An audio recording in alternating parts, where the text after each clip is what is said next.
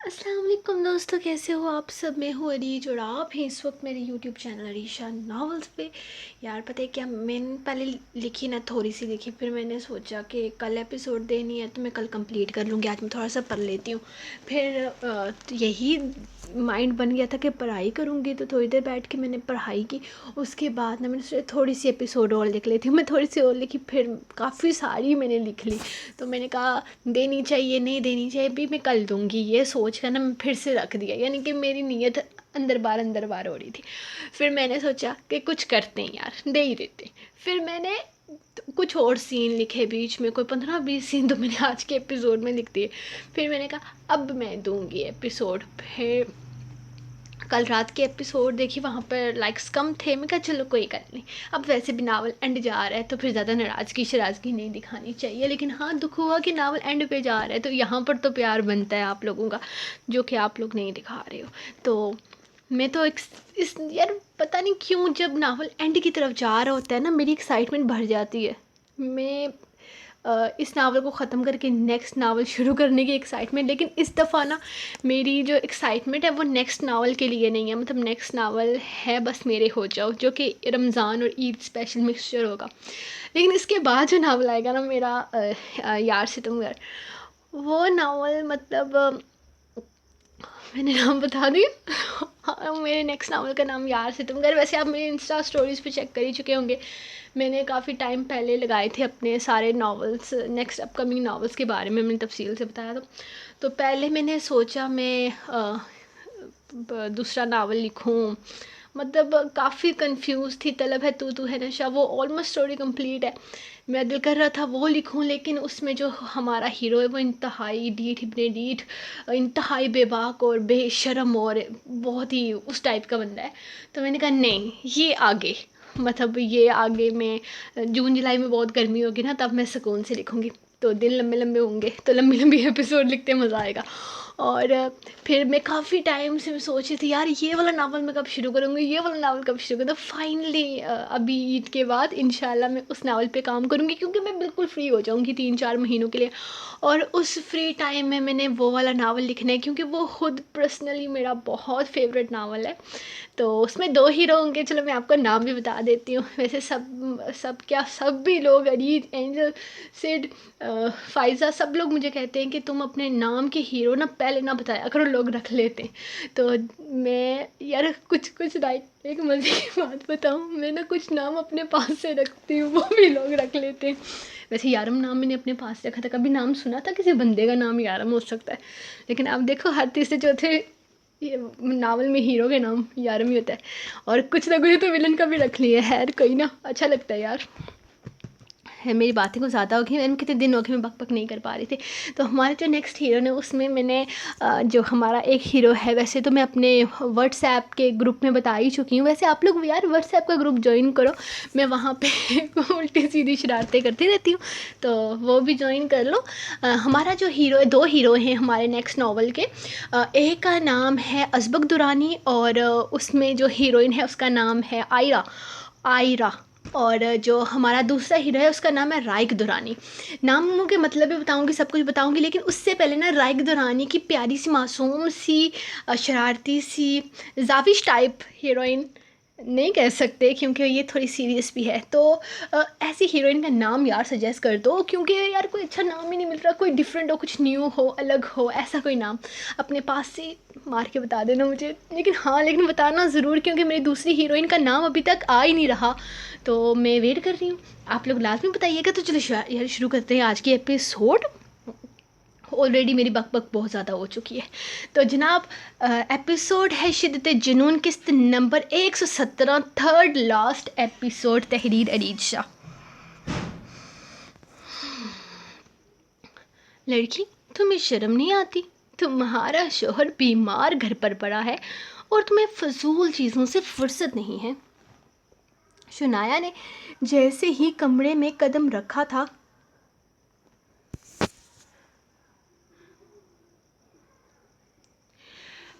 Bed پر لیٹے اس کے بنی ریبٹ کے ساتھ کھیلتے زبر نے اسے لتارا تھا.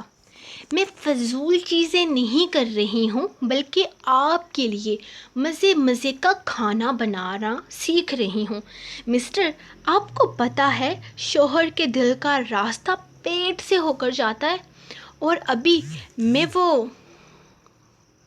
راستہ تیار کرنے کے لیے مزے مزے کے کھانے بنا رہی ہوں تاکہ میں اپنے شوہر کے دل میں بغیر کسی رکاوٹ کے انٹری مار سکوں۔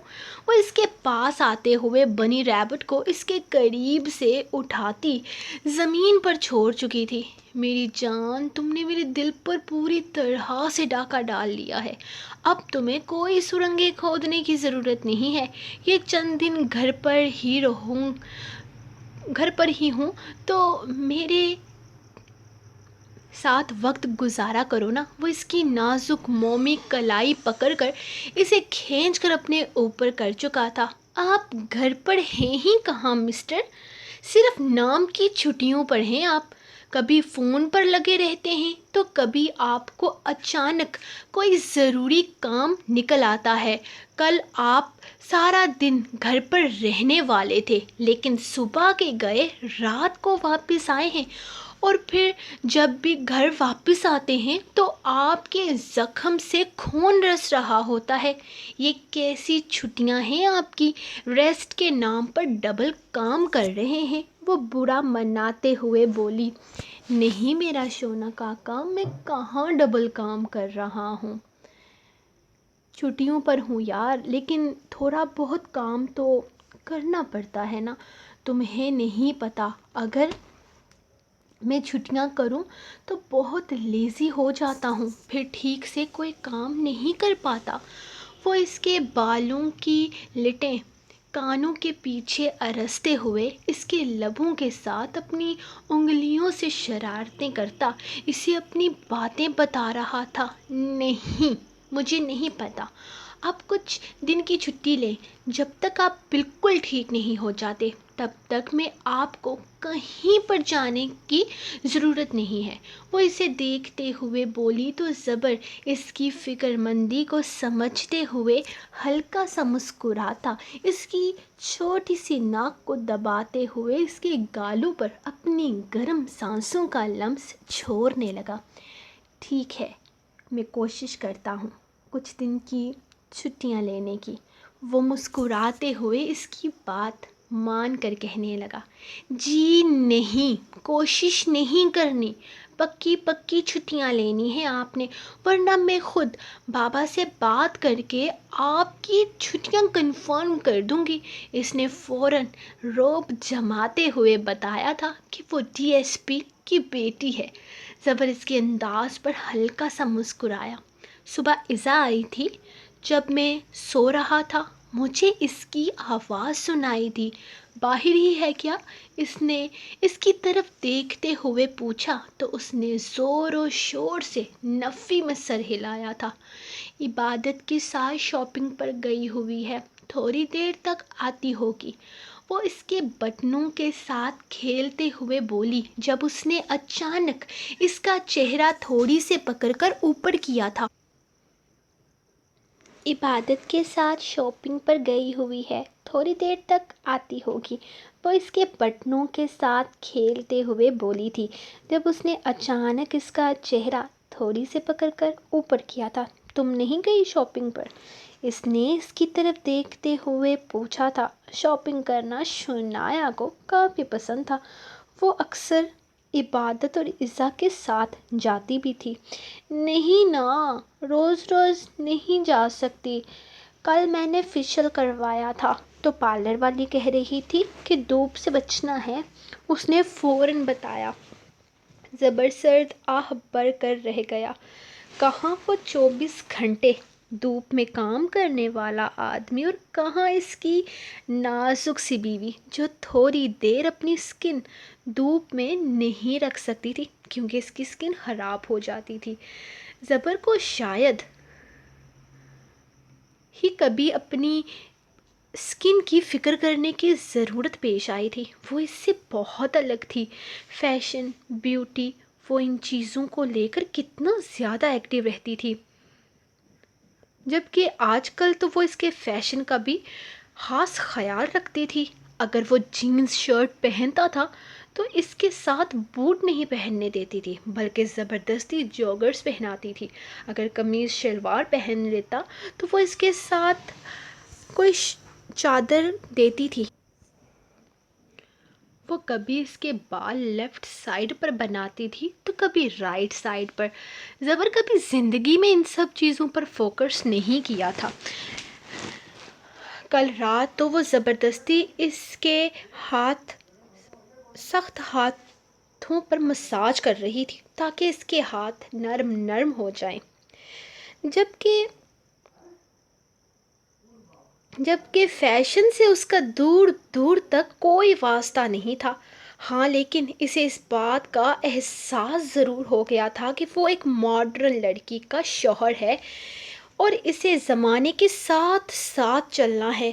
سادگی میں کچھ نہیں رکھا۔ شنایا کے مطابق اگر بندہ پیارا ہو تو اسے اپنا خیال رکھنا چاہیے، اور شنایا کے حساب سے اس کا بندہ بہت پیارا تھا اور وہ اپنے بندے کا خیال رکھ رہی تھی جس میں کوئی قباحت نہیں تھی، اور زبر کا فرض تھا کہ وہ فیشن کے معاملے میں اس کی ساری باتیں مانے۔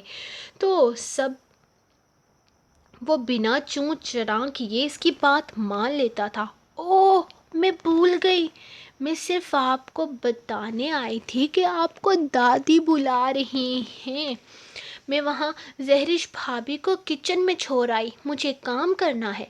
وہ جلدی سے بیڈ سے اٹھتے ہوئے باہر کی طرف بھاگنے لگی تھی جب زبر اس کے ساتھ ہی اٹھا تھا، اور اس سے پہلے کہ وہ باہر بھاگ کر کمرے سے نکلتی، وہ اس کا بازو پکڑ کر اسے اپنی طرف کھینچتا، اس کے چہرے پر اپنے لبوں کا لمس بکھیرتا اس سے پہلے کمرے سے نکل گیا تھا، جبکہ شنایا تو اس کی جسارت پر بوکھلا کر اس کی پشت کو گھورتی رہ گئی۔ دھکا لگنے کی وجہ سے عبادت کی حالت بہت زیادہ خراب ہو چکی تھی۔ وہاں موجود لوگ جو اس کی سچویشن کو سمجھ چکے تھے، اسے جلدی سے ہسپتال پہنچانے لگے۔ وہ لڑکی کون تھی، اس بارے میں کسی کو کچھ خاص پتہ نہیں تھا۔ ڈرائیور، جو وقتی طور پر وہاں موجود نہیں تھا، وہاں ہونے والے حادثے کے بارے میں سن کر ہسپتال پہنچا تھا، اور ہسپتال پہنچتے ہی وہاں موجود لوگوں نے بتایا تھا کہ عبادت کی حالت بہت زیادہ خراب ہے، جلد سے جلد آپریشن کرنا ہوگا، جلدی سے جلدی ان کی فیملی کو انفارم کیا جائے۔ ڈرائیور بری طرح سے بوکھلا گیا تھا، اسے سمجھ نہیں آ رہا تھا کہ وہ کیا کرے۔ پریشان ہوتے ہوئے اس نے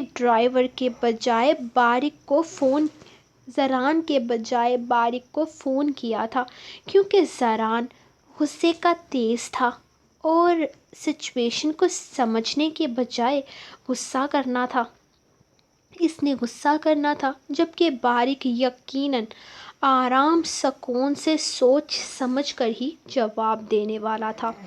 اس نے سیدھا باریک کو ہی فون کیا تھا۔ عبادت کی اس طرح کی حالت میں وہ زران کو فون کرنے کا رسک نہیں لے سکتا تھا، اور پھر عزا کا بھی کوئی پتہ نہیں تھا کہ وہ کہاں چلی گئی ہے۔ یہاں موجود لوگوں نے بتایا تھا کہ ان کے ساتھ جو دوسری لڑکی تھی، ان کو کچھ لوگ زبردستی گاڑی میں بٹھا کر اپنے ساتھ لے گئے ہیں۔ ڈرائیور کو تو اتنا ہی سمجھ آیا تھا کہ عزا کو کڈنیپ کر لیا گیا ہے، جبکہ عبادت کی حالت ایسی نہیں تھی کہ وہ کچھ سنبھال پاتی۔ ہاں، لیکن ڈاکٹر اس کی حالت کو دیکھتے ہوئے جلد سے جلد ان کے گھر والوں کو انفارم کرنے کا کہہ چکے تھے۔ ہاں ارشد، بولو، کیوں فون کر رہے ہو؟ سوری میں میٹنگ میں تھا. کوئی ضروری کام تھا کیا؟ میٹنگ کے دوران میرا فون سائلنٹ پر تھا تو مجھے پتہ نہیں چلا تمہاری کالز کے بارے میں. وہ اپنے آفس سے باہر نکلا تو فون چیک کرتے ہوئے اسے ڈرائیور کے نمبر سے کافی ساری کالز ریسیو ہوئی تھی. اس کے ڈرائیور کے نمبر سے کافی ساری کالز ریسیو ہوئی تھی. اس نے فوراً کال بیک کی تھی اور وہ ان کے گھر کا ڈرائیور تھا. وہ بے وجہ نہ تو فون کرتا تھا اور نہ ہی تنگ کرتا تھا. یقیناً کوئی بہت ضروری بات ہوگی جس کی وجہ سے وہ مسلسل فون کر رہا تھا. سر، بہت بڑا مسئلہ ہو گیا ہے. ایزا بی بی کو کسی نے اغوا کر لیا ہے جبکہ عبادت بی بی کی حالت بہت زیادہ خراب ہے. ڈاکٹر کہہ رہا ہے کہ فیملی کو انفارم کرو. ماں یا بچے میں سے کسی ایک کو ہی بچایا جا سکتا ہے. زران صاحب کو کال کرتے ہوئے بہت ڈر لگ رہا تھا.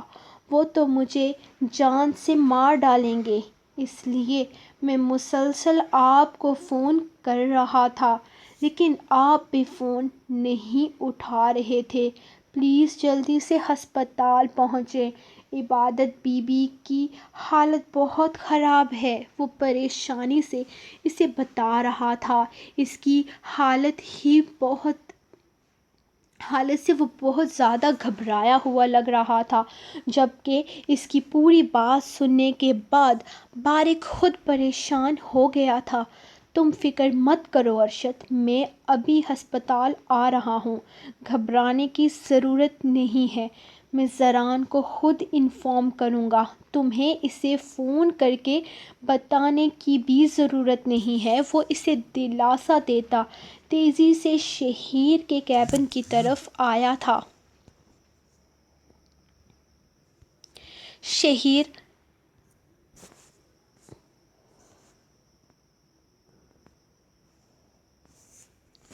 جلدی اٹھو، ہمیں ہسپتال جانا ہے. عبادت کی حالت بہت زیادہ خراب ہے. وہ اس وقت ہسپتال میں ہے. ایزا کے بارے میں کچھ پتہ نہیں چل رہا. ہاں، شاید وہ اغوا ہو گئی ہے. زران کو ہسپتال پہنچنے کے لیے کہو لیکن اسے عبادت کی حالت کے بارے میں بتانے کی ضرورت نہیں ہے. میں زبر کو انفارم کرتا ہوں. وہ جلدی اسے بتاتے ہوئے آفس سے نکلا تھا جبکہ اس کی پوری بات سننے کے بعد شہیر بھی تیزی سے اپنے کیبن سے نکلتے ہوئے باہر آیا تھا. ایزا کی کڈنیپنگ اور عبادت کی خراب حالت کا سن کر وہ بھی بہت زیادہ پریشان ہو گیا تھا. یقیناً وہ ہسپتال جا رہا تھا اور اسے اس کے ساتھ جانا تھا. اس نے جلدی زران کا نمبر ملایا تھا. السلام علیکم. ہاں شیری، بولو یار، ایزا سے تمہارا رابطہ ہوا ہے کیا؟ عبادت اس کے ساتھ شاپنگ پر گئی تھی نا؟ اب عبادت فون اٹھا رہی ہے اور نہ ہی ایزا فون اٹھا رہی ہے. میں کب سے اسے کال کر رہا ہوں. اس سے پہلے کہ شہیر اسے کچھ بھی بتاتا وہ پریشانی سے اپنی بات کرنے لگا. بھائی، آپ جلدی سے جلدی ہسپتال پہنچیں. میں آپ کو لوکیشن سینڈ کر رہا ہوں. مجھ سے کچھ مت پوچھیے گا. میں اور بارق بھیا ہسپتال جا رہے ہیں. وہاں آپ کا انتظار کر رہے ہیں. پلیز جلدی آئیے گا. بالکل ٹائم نہیں ہے. وہ اپنی آدھی ادھوری بات کر کے فون بند کر چکا تھا. اس نے نہ تو عبادت کا ذکر کیا تھا اور نہ ہی عبادت کے بارے میں کچھ بتایا تھا. یقیناً عبادت کے بارے میں کچھ بتانے پر وہ پریشان ہو جاتا اور پھر سچویشن ہینڈل کرنا ان کے لیے مشکل ہو جاتا۔ زران ہیلو ہیلو کرتا رہ گیا، لیکن اس نے مزید اس سے کوئی بھی بات نہیں کی تھی۔ ہاں، لیکن اس کے ہسپتال کی لوکیشن سینڈ کرنے پر وہ جلدی سے اٹھ گیا تھا۔ ہسپتال میں کون ہو سکتا تھا؟ اس طرح سے اچانک اسے ہسپتال کیوں بلایا گیا تھا؟ اس کا دل عجیب سے اندیشوں کے تحت پریشان ہو رہا تھا۔ وہ جلدی سے اپنی نیکسٹ میٹنگ کینسل کرتا ہسپتال کے لیے روانہ ہو چکا تھا۔ اسے جلدی ہسپتال پہنچنا تھا۔ اس کے دل میں عجیب سا ڈر سر اٹھا رہا تھا۔ اس نے بس خدا سے دعا مانگی تھی کہ سب کچھ ٹھیک ہو۔ یہ لڑکی فون کیوں نہیں اٹھا رہی ہے؟ کب سے فون کر رہا ہوں اسے۔ دامیار پریشانی سے بار بار کال ملا رہا تھا، لیکن ایسا فون ہی نہیں اٹھا رہی تھی۔ پتہ نہیں کیا مسئلہ ہوا تھا۔ وہ عبادت کے ساتھ شاپنگ پر جانے والی تھی، یہی کہہ کے وہ اس کے ساتھ گھر تک گئی تھی۔ اسے گھر ڈراپ کرنے کے بعد دامیار خود آفس کے لیے نکل آیا تھا اور اب تقریباً 2-2.5 گھنٹے سے اسے ہر تھوڑی دیر کے بعد کال کر رہا تھا، لیکن وہ تھی کہ فون اٹھانے کا نام نہیں لے رہی تھی۔ تقریباً 2.5 گھنٹے تک اسے اپنے فون پر کریڈٹ کارڈ کا میسج ریسیو ہوا تھا اور اس کے بعد کوئی میسج ریسیو نہیں ہوا۔ اب تک یقیناً وہ گھر جا چکی ہوگی، یہ سوچ کر وہ اسے فون کر رہا تھا۔ وہ اسے کہنا چاہتا تھا کہ وہ رات کا کھانا نہ کھائے، وہ دونوں باہر ڈنر کریں گے، لیکن ایسا فون اٹھائے تب نہ۔ پتہ نہیں یہ لڑکی فون رکھ کر کہاں بھول گئی ہے۔ وہ سوچتے ہوئے اپنی اگلی میٹنگ کی طرف متوجہ ہو گیا تھا۔ تھوڑی ہی دیر میں اس کی ایک اور بہت اہم میٹنگ تھی جس کو اس نے اٹینڈ کرنا تھا۔ اس کے بعد ہی وہ عزا سے بات کرنے کا ارادہ رکھتا تھا۔ اب اسے اپنے بھائیوں سے اور باقی گھر والوں سے فرصت مل جائے تو وہاں جا کر یہ لڑکی اپنے شوہر کو تو بھول ہی جاتی تھی۔ کیا بات ہے بھائی، سب کچھ ٹھیک تو ہے؟ آپ نے مجھے اتنا جلد بازی میں یہاں کیوں بلایا؟ زران جلدی سے ہسپتال پہنچا تھا، جہاں باریک اور شہیر بھی ابھی ہی پہنچے تھے۔ زران میری بات سنو اور سمجھنے کی کوشش کرو۔ پریشان ہونے کی ضرورت نہیں ہے۔ اگر اللہ نے چاہا تو کچھ غلط نہیں ہوگا۔ ڈاکٹرز بھائی اب کیا کہہ رہے ہیں؟ مجھے کچھ سمجھ نہیں آ رہا۔ کلیئر بات کریں، کیا ہوا ہے؟ باریک کے اتنے سیریس انداز پر وہ پریشانی سے پوچھنے لگا تھا۔ اس کے انداز سے لگ رہا تھا کہ بات کوئی پریشانی والی ہے۔ سر جلدی کریں، آپریشن کرنا ہے۔ بچے یا ماں میں سے کسی ایک کو ہی ہم بچا سکتے ہیں، ان کے ہسبینڈ کو بلائیں۔ نرس تیزی سے باہر نکلتے ہوئے باریک سے کہنے لگی تھی، جبکہ زران کو سچویشن کو سمجھتے زیادہ وقت نہیں لگا تھا۔ کون ہے اندر؟ عبادت بھائی، عبادت اندر ہے؟ کیا ہوا ہے اسے؟ کیا ہوا ہے میری عبادت کو؟ بتائیں بھائی، آپ خاموش کیوں ہیں؟ کیا ہوا ہے یہاں پہ؟ نرس عبادت کے بارے میں بات کر رہی ہے نا؟ اس نے پریشانی سے باریک سے پوچھا تھا، جبکہ باریک اس کے کندھے پہ ہاتھ رکھتے ہوئے اسے سمجھانا چاہتا تھا، لیکن وہ اس کا ہاتھ ہٹاتا ہوا تیزی سے کمرے کی طرف بڑھنے لگا تھا۔ سر پلیز آپ اندر نہیں جا سکتے، اندر آپریشن شروع ہونے والا ہے، پلیز سمجھنے کی کوشش کریں۔ نرس اس کے پیچھے بھاگتے ہوئے دروازے تک آئی تھی جب شہیر نے زران کو قابو کرتے ہوئے پیچھے کیا۔ زران: بھائی پلیز سمجھنے کی کوشش کریں، اگر آپریشن نہیں ہوا تو عبادت مر سکتی ہے۔ اس وقت آپ کا جذباتی پن نہیں چاہیے، عبادت کی جان خطرے میں ہے، اس کی طبیعت بہت زیادہ خراب ہے۔ ڈاکٹر کہہ رہے ہیں کہ بچے یا عبادت میں سے کسی ایک کو ہی بچا سکتے ہیں۔ اب یہ فیصلہ آپ نے کرنا ہے کہ آپ آگے کیا کرنا چاہتے ہیں، شہیر اسے جھنجھوڑتے ہوئے بولا تھا جب ڈاکٹر کمرے سے نکلی تھی۔ آپ ہسبینڈ ہیں ان کے، پلیز پیپر پر سائن کیجئے اور ہمیں بتائیے کہ آپ بیوی یا بچے میں سے کس کی جان بچانا چاہتے ہیں۔ ڈاکٹر شہیر کی بات کرنے کے انداز سے سمجھ چکی تھی کہ زران ہی عبادت کا ہسبینڈ ہے، اس لیے وہ اس کے سامنے آتے ہوئے پوچھنے لگی، آف کورس میری عبادت کو بچانا ہے، اور کسے بچانا ہے؟ عبادت کو کچھ نہیں ہونا چاہیے، کچھ بھی نہیں، میری بیوی بالکل صحیح سلامت مجھے واپس چاہیے، سمجھ رہی ہیں آپ؟ وہ ڈاکٹر کو دیکھتے ہوئے بولا تھا جب بارک نے اس کے کندھے پہ ہاتھ رکھتے اسے پیچھے ہٹایا تھا۔ وہ جذباتی ہو رہا تھا۔ وہ ہمیشہ کہتا تھا عبادت جذباتی ہے، ہر چیز میں جذبات لے آتی ہے، ہر کام جذبات میں بہہ کر کرتی ہے، لیکن اس وقت اس کی اپنی حالت دیوانوں جیسی ہو رہی تھی۔ عبادت مر سکتی تھی، یہ سوچ ہی اس کی جان لے رہی تھی۔ ٹھیک ہے سر، ہم آپ کی بات کو سمجھ رہے ہیں، آپ اپنی وائف کو بچانا چاہتے ہیں، لیکن ایک بات آپ کو اپنے دماغ کو قابو میں رکھتے ہوئے سمجھنی ہے، آپ کی مسز کبھی ماں نہیں بن سکتی۔ اس آپریشن کے بعد ہم ان کے اندر سے بچہ پیدا کرنے والا سسٹم ختم کر دیں گے، کیونکہ وہاں پر انٹرنل بلیڈنگ کی وجہ سے وائرس پھیل چکا ہے۔ اگر آپ اس بچے کو ختم کرواتے ہیں تو یاد رکھیے گا یہ عورت کبھی آپ کو اولاد کا سکھ نہیں دے سکے گی۔ ڈاکٹر اسے دیکھتے ہوئے سمجھا رہی تھی، جبکہ زران تو کچھ سننا ہی نہیں چاہتا تھا۔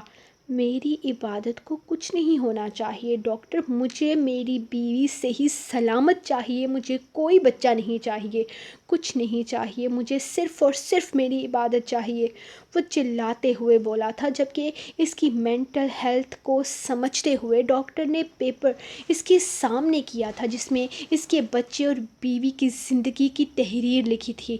آپ ان پیپر پر سائن کر دیں تاکہ ہم اپنا کام شروع کر سکیں، ڈاکٹر نے اسے دیکھتے ہوئے کہا تھا، جبکہ وہ جلدی پیپر پر سائن کرتا ڈاکٹر کے حوالے کر چکا تھا۔ اس کی سانسیں تو بند کمرے میں اٹکی ہوئی تھی جہاں عبادت تھی۔ پیپر لے کر نرس کے حوالے کرتی ڈاکٹر اندر جا چکی تھی، جبکہ شہیر اور بارک اس کے ساتھ تھے۔ جب صبر تیزی سے وہاں پہنچا تھا، بھائی سب کچھ ٹھیک تو ہے نا؟ آپ نے مجھے اس طرح اچانک بلایا، عزا کدھر ہے؟ اس نے پریشانی سے پوچھا، جبکہ بارک خود پریشان تھا، وہ کچھ بھی نہیں جانتا تھا، بس اتنا ہی پتہ چلا ہے کہ کچھ لوگ تھے جو عزا کو زبردستی گاڑی میں بٹھا کر لے گئے ہیں۔ عبادت کی حالت بہت خراب ہو گئی تھی تو وہاں موجود لوگ عبادت کو ہسپتال لے کر گئے۔ وہ لوگ کون تھے، کہاں سے آئے تھے، کچھ پتہ نہیں ہے، بس عزا کو وہ لوگ لے گئے ہیں۔ آپ پریشان مت ہوں، میں چیک کرواتا ہوں، کوئی نہیں لے کر جا سکتا ہماری عزا کو، آپ پریشان مت ہوں۔ وہ اس کا کندھا تھپ تھپاتا فوراً وہاں سے بھاگ نکلا تھا، جبکہ شہیر بھی اس کے پیچھے گیا تھا۔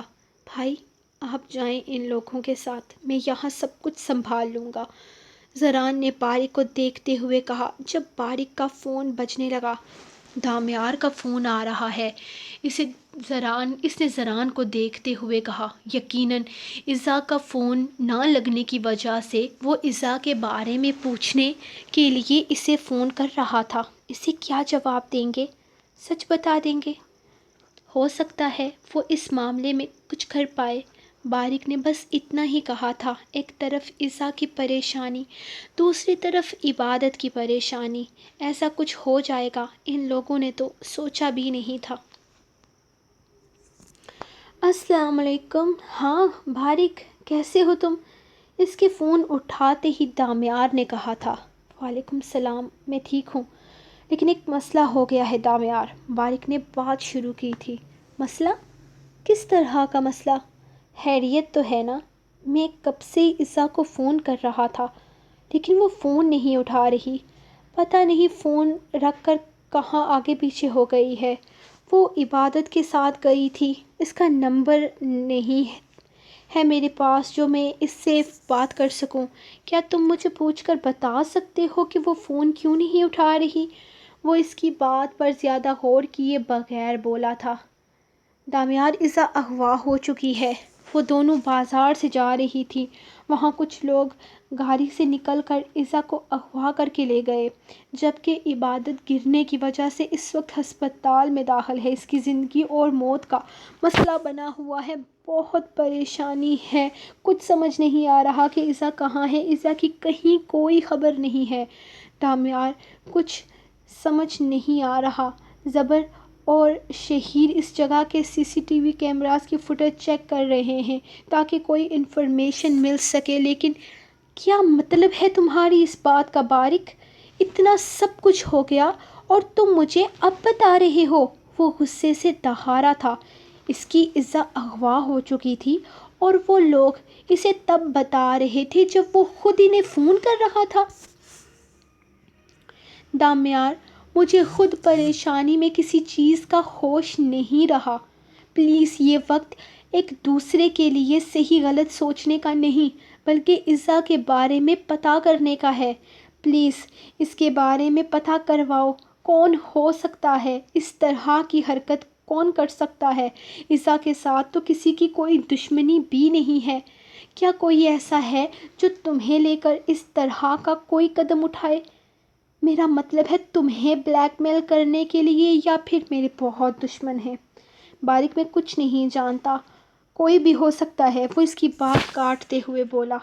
لیکن عزا پر آنکھ اٹھانے کی ہمت کوئی نہیں کر سکتا۔ سب کی دشمنی مجھ سے ہے۔ میرے گھر تک آنے کی ہمت کسی میں نہیں ہے۔ ایسا کوئی بھی نہیں کر سکتا، وہ سوچتے ہوئے بولا تھا جب اچانک دماغ میں رضیہ بیگم کا خیال آیا۔ سوائے رضیہ بیگم کے، اس نے جیسے کوئی نام لیا تھا۔ کون رضیہ بیگم؟ اور وہ عزا کو کڈنیپ کرنے کی کوشش کیوں کرے گی؟ تمہارے ساتھ اس کی کیا دشمنی ہے؟ یہ رضیہ بیگم وہی ہے نا جس نے زبر پر گولی چلائی تھی؟ زبر کو بھی تو اسی نام کی ایک عورت پر شک تھا نا؟ بارق جیسے کڑی کے ساتھ کڑی جوڑنے کی کوشش کر رہا تھا۔ ہاں، وہی ہے رضیہ بیگم، وہی کر رہی ہے یہ سب کچھ، اور کوئی نہیں کر سکتا۔ میرے ساتھ اس کی دشمنی ہے کہ اسے میرے خون سے نفرت ہے۔ وہ مظہر شاہ کی پوتی کو کوٹھے پر بٹھانا چاہتی ہے اور مجھے قتل کرنا چاہتی ہے۔ وجہ یہ ہے کہ اس پاگل عورت کو لگتا ہے کہ اس کی جوانی میں جو کچھ غلط اس کے ساتھ ہوا ہے وہ اس کے نصیب کا لکھا نہیں تھا، بلکہ مظہر شاہ نے اس کے ساتھ بے وفائی کی تھی، اور وہ اب اس کی بے وفائی کی سزا اس کی نسل کو مٹا کر دینا چاہتی ہے۔ میرے بابا کا قتل بھی اس نے ہی کروایا تھا، یہاں تک کہ میرے بابا اور میری ماں کی شادی تک اس کی سازش تھی۔ جب وہ اپنی سازشوں میں کامیاب نہیں ہو سکی تو اس نے یہ راستہ اختیار کیا ہے۔ وہ جانتی ہے میں اس کے بارے میں پتہ کروا رہا ہوں اور جلد سے جلد اس کو ایکسپوز کرنا چاہتا ہوں، بس اسی لیے وہ مجھے کوئی نہ کوئی نقصان پہنچانا چاہتی ہے، اور دوسری طرف ممکن ہے کہ وہ زبر سے بھی کچھ ڈیمانڈ کرنے کے لیے ایسا کر رہی ہو۔ زبر اس دن ہسپتال میں بتا رہا تھا کہ اس نے رضیہ بیگم کے بہت خاص آدمی کو گرفتار کیا ہے اور وہ اس کے سارے ٹھکانے اور کالے کارناموں کے بارے میں جانتا ہے۔ زبر اس سے ساری انفارمیشن لے رہا ہے۔ یقیناً وہ زبر سے اس کا کوئی فائدہ اٹھانا چاہتی ہے۔ وہ پورے یقین سے بول رہا تھا۔ ہاں، کوٹھے والے چھاپے کے بعد زبر پر جان لیوا حملہ کیا گیا تھا۔ زبر اس کیس پر اور کسی آفیسر کو کام نہیں کرنے دے رہا تھا کیونکہ وہ کوئی رسک نہیں لینا چاہتا تھا۔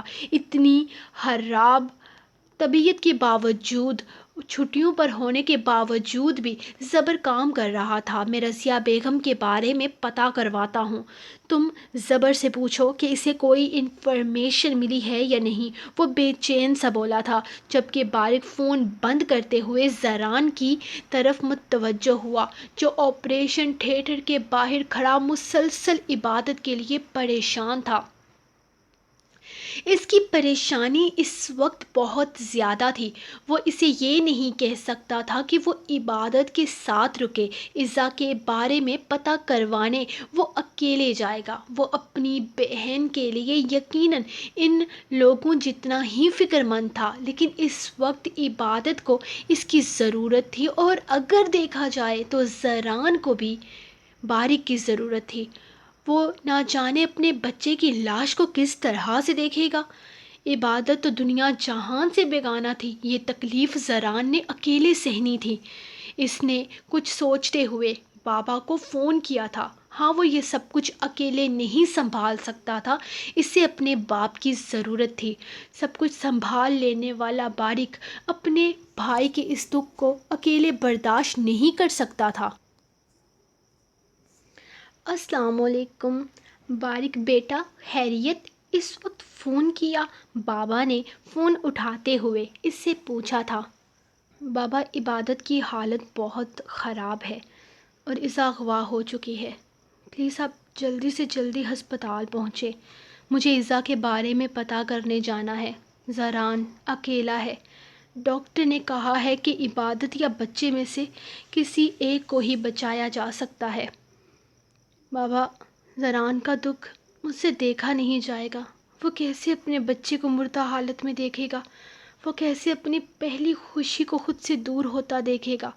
بابا، میں نہیں سنبھال سکتا اکیلے یہ سب کچھ، پلیز آ جائیں، پلیز ہسپتال آ جائیں، یہ سچویشن میرے لیے بہت مشکل ہے، میں اسے ہینڈل نہیں کر سکتا۔ وہ بول رہا تھا جبکہ بابا بے حد پریشان تھے۔ میں آ رہا ہوں بارق، پلیز تم پریشان مت ہو، میں بس ابھی نکل رہا ہوں، سب کچھ ٹھیک ہو جائے گا، میرے بچے حوصلہ رکھو۔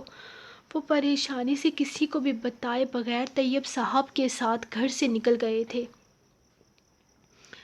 کھولو دروازہ، کھولو پلیز، دروازہ کھولو، کون ہو تم لوگ؟ کیوں لائے ہو مجھے یہاں؟ کمرے میں کوئی کھڑکی وغیرہ نہیں تھی، صرف ایک دروازہ تھا اور ایک لائٹ جل رہی تھی جس کی وجہ سے کمرے میں روشنی تھی۔ باقی کمرہ بالکل سنسان پڑا تھا، اسے گاڑی میں بے ہوش کر دیا گیا تھا۔ وہ لوگ اسے یہاں کیوں لے کر آئے تھے وہ نہیں جانتی تھی۔ اسے اس کمرے میں بے ہوشگی کی حالت میں چھوڑا گیا تھا۔ وہ نیم بے ہوشی کی حالت میں ایک عورت کی آواز سن رہی تھی۔ وہ عورت کہہ رہی تھی، لیکن اسے ٹھیک سے کچھ بھی سمجھ نہیں آیا تھا۔ لیکن وہ عورت دامیار اور زبر کا نام لے رہی تھی، بار بار۔ وہ جو بھی کہہ رہی تھی وہ دامیار کے بارے میں کہہ رہی تھی، اور اس کی بات میں اس کا بھائی زبر بھی شامل تھا، لیکن اسے اتنا ہوش نہ تھا کہ وہ ٹھیک سے ان کی بات کو سمجھ پاتی۔ لیکن اتنا وہ سمجھ چکی تھی کہ اس کی رہائی کے توان میں وہ لوگ زبر سے کچھ ڈیمانڈ کرنے والے ہیں، لیکن کیا؟ یہ اسے پتہ نہیں تھا۔ اس کا بھائی بھلا ان لوگوں کو کیا دے سکتا تھا؟ ان لوگوں نے اسے کسی طرح کا کوئی نقصان نہیں پہنچایا تھا، لیکن عبادت کی چیخیں اب تک اس کے کانوں میں گونج رہی تھی۔ ان لوگوں نے عبادت کو دھکا دیا تھا، نہ جانے عبادت کس حال میں ہوگی۔ اس سوچ کے تحت وہ بار بار دروازہ کھٹکھٹا رہی تھی، لیکن شاید اس کمرے سے باہر موجود لوگ بالکل بے حس تھے۔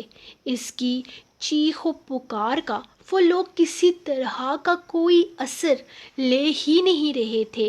یا اللہ پاک، عبادت کی حفاظت فرما، اسے کچھ نہیں ہونا چاہیے. وہ کتنی خوشی سے ایک دوسرے سے بات کر رہی تھی. وہ کتنے مان سے کہہ رہی تھی کہ وہ اس کے ہونے والے بچے کی اکلوتی پھپھو ہے، تو اس کا بچے کا نام وہ خود رکھے گی. اور وہ اس سے کہہ رہی تھی کہ گھر جاتے ہی وہ بچے کے نام ریسرچ کرنا شروع کر دے گی، تاکہ جب تک بچہ آتا ہے وہ اس کا کوئی بیسٹ نام ڈھونڈ لینا چاہتی تھی. لیکن وہ کہاں جانتی تھی کہ عبادت کی خوشیاں وقت سے پہلے ہی چھن جائیں گی. یا اللہ، عبادت کو کچھ نہیں ہونا چاہیے. اس کی اور اس کے بچے کی حفاظت فرما. پتہ نہیں عبادت کس حال میں ہوگی.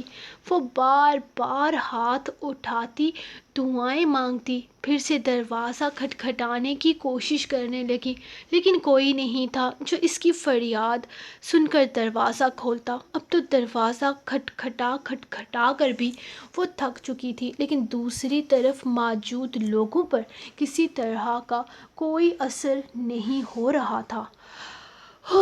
فائنلی مک گئی یار. پتہ نہیں کیوں مجھے اتنی لمبی لگتی ہے، میرے سے ختم ہی نہیں ہوتی. خیر، یہ تھی آپ لوگوں کی آج کی ایپیسوڈ. کمنٹ سیکشن میں آپ لوگ مجھے بتائیں گے کہ آپ کو کیسا لگ رہا ہے. تو اب یار کامنٹ کر ہی دو، ناول اینڈ جا رہا ہے. اب جاتے جاتے تھوڑا سا پیار دکھا دو ناول کو.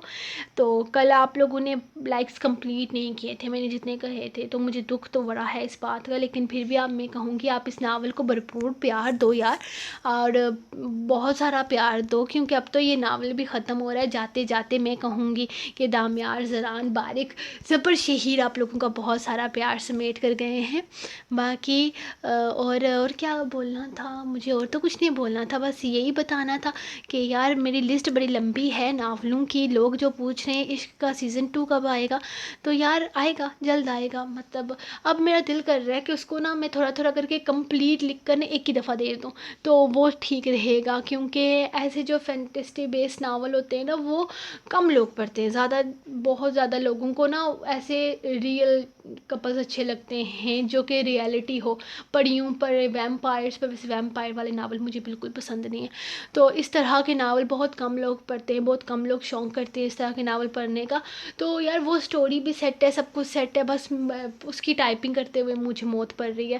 تو وہ بھی لکھنا ہے، طلب ہے تو ہے نشہ بھی لکھنا ہے، میرا ستمگر میرا دلدار بھی لکھنا ہے، یار ستمگر بھی لکھنا ہے، اس کے بعد سانسوں میں اتر جاؤں بھی لکھنا ہے. یار ناول لسٹ میری بہت لمبی پڑی ہوئی ہے. بس میرے ہو جاؤ یہ ناول جو عید رمضان اسپیشل ہوگا وہ بھی لکھنا ہے. یہ لسٹ بہت لمبی ہے. دعا کرو کہ بس آپ کی رائٹر لکھ لیں.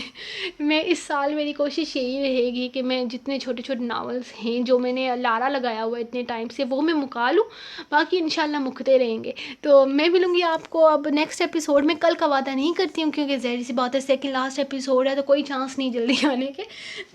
مذاق کر رہی ہے یار، میں پوری کوشش کروں گی کہ کل ایپیسوڈ آ جائے. خیر، آپ لوگ اپنی دعاؤں میں یاد رکھیے گا. ملیں گے نیکسٹ ایپیسوڈ کے ساتھ، تب تک کے لیے اجازت دو. دعاؤں میں یاد رکھیں. اللہ حافظ.